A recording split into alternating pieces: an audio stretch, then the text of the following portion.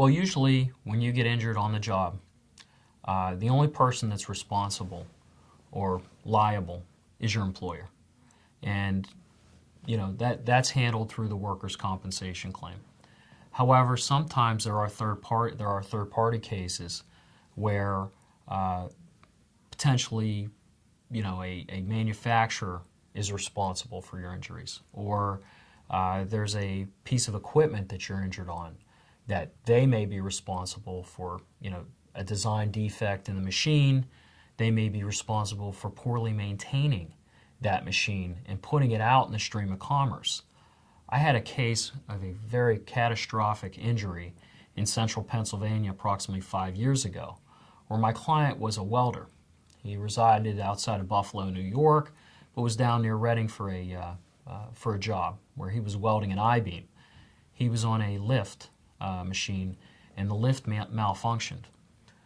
We were prepared to assist him not only in the handling of his workers' compensation claim and making sure that he received all the medical treatment that was required so that he could live the life that he wanted to live for the rest of his life, but also to make sure that we researched, we preserved that machine, we looked at the maintenance records, and that machine had actually been red tagged and was not supposed to even be on a work site. And the company that owned and rented that machine was required to pay substantial dollars at the conclusion of that claim because that machine should have never been on that job. So there are situations where there's third-party claims that are very important and meritorious and can be substantial financial compensation for someone who's injured. I have another example of a case where a young man shares the passion for hockey as I do, Pittsburgh Penguins fan, and he was on a water tower. And a separate company had come in and built the scaffolding for them to paint this water tower.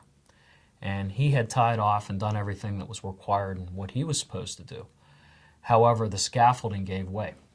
The scaffolding was poorly constructed, and he fell and hit the water tower, causing substantial injuries. Fortunately, he's still with us, but he has substantial injuries that he's going to have to endure for the rest of his life, which includes frequent medical treatment on a weekly basis. And I've worked with a firm in Pittsburgh to handle the personal injury aspect of that claim, the product's liability potential aspect of that claim, and we've handled that comp claim for him.